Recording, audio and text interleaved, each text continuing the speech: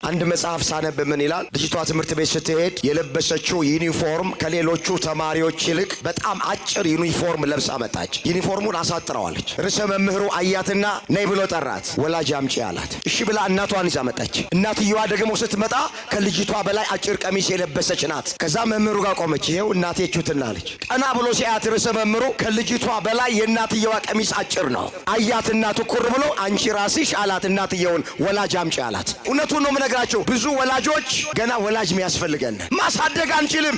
መውለድ ቁም ነገር አይደለም፣ እበትም ትል ይወልዳል። ማሳደግ ነው ቁም ነገሩ። ጊዮርጊስ ማለት አይደለም። ጊዮርጊስ የክርስቶስ ሰማዕት የሆነው ወላጆቹ በልጅነታቸው ስለሰሩበት ነው። ከየትም አይመጣም እኮ መልካም ልጅ፣ የተባረከ ልጅ፣ በጎ ልጅ፣ እግዚአብሔርን የሚፈራ ልጅ በተአምር አይመጣም። በልጅነቱ ከተሰራበት ነው። ሕፃናት ማለት ነጭ ወረቀት ናቸው።